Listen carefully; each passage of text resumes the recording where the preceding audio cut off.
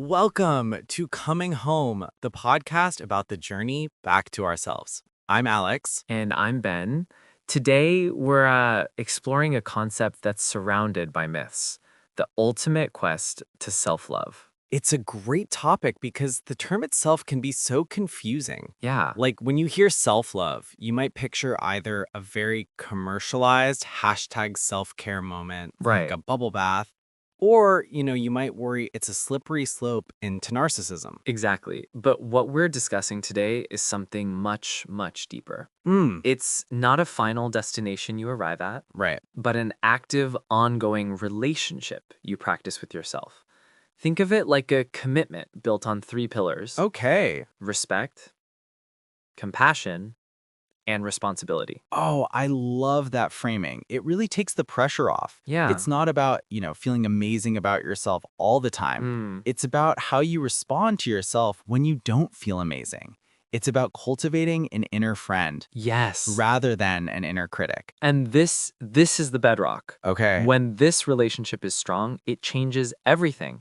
How you connect with others, how you bounce back from challenges, Wow. and most importantly, it can break the cycle of self-sabotage.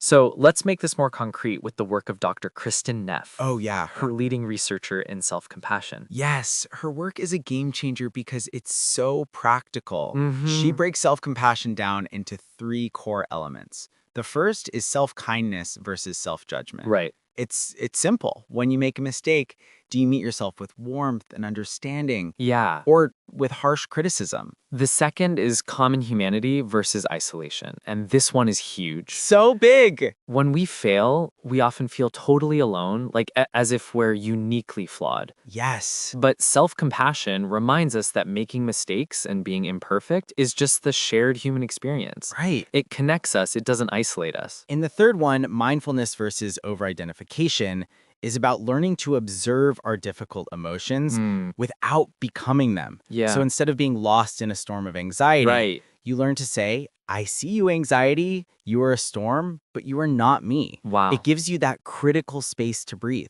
But here's where it gets really powerful. Okay. And it turns the common misconception of self-love on its head. Oh, yeah. Neff introduces the idea of fierce self-compassion. Yes. This isn't just about being gentle and nurturing. No. It's that mama bear energy you bring to protect yourself. That's such a helpful image. So fierce self-compassion is the courage to set a firm boundary. Exactly. It's motivating yourself to leave a situation that's hurting you. It's taking action because you care about your well-being. It's a protective force. And that action-oriented side of self-love is what clearly separates it from narcissism. Okay.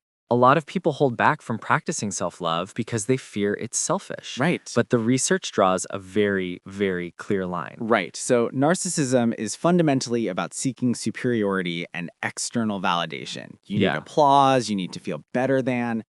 But self-love is all about internal validation. Totally. It's rooted in your own values and a sense of inherent worth that, isn't dependent on anyone else's opinion. Wow. It actually fosters humility and deeper connection. So when someone with healthy self-love sets a boundary, they're not saying I'm better than you. No. They're saying I respect my own needs. Right. It's an act of responsibility, not arrogance. And this all ties back to that pattern we all struggle with. Oh, yeah. Self-sabotage. It's the million-dollar question. Why do we get in our own way right when things are starting to go well? The answer from a neuroscience perspective is just fascinating. Okay. Our brains are wired for safety, and safety for the brain often just means familiarity. Even if a situation is painful, if it's familiar, the brain prefers it over the uncertainty of positive change. So reaching a new level of success or happiness can actually trigger the brain's threat alarm. Wow. And to return to safety, we might unconsciously revert to old self-defeating behavior. Right. This isn't a moral failing. No. It's a deeply ingrained survival mechanism. And the voice of that mechanism is often the inner critic, Mhm. repeating old limiting beliefs like, I'm not good enough or I don't deserve this.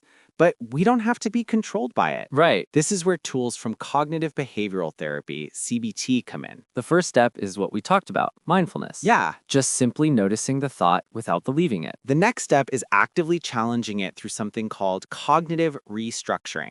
So let's walk through it. Say the thought is, I'm going to fail this presentation. Okay. First, you identify it. Then you gather evidence against it, like I've prepared for weeks, or I've given successful talks before. Then you form a new, more balanced thought. And it's not blind positivity, like it's going to be perfect. Right. It's more realistic, like I feel anxious, but I am well prepared and I have the skills to handle this. Each time you do that, you are actively rewiring your brain, Wow. weakening the old critical pathway and strengthening a new compassionate one. So it all comes full circle. Yeah. Self-love isn't a passive state. It is the active daily practice of choosing to be a friend to yourself. It's noticing your inner critic, meeting your struggles with a sense of common humanity, Yes. and having the fierce compassion to take action for your own good. It's not about becoming someone else. It's about finally coming home to the person you've been all along. Now, here's a question we'd like you to think about until our next episode. The next time you hear your inner critic speak up, can you pause for just a moment and ask it, what are you trying to protect me from? Acknowledging its intention, even if it's misguided, can be the very first step towards transforming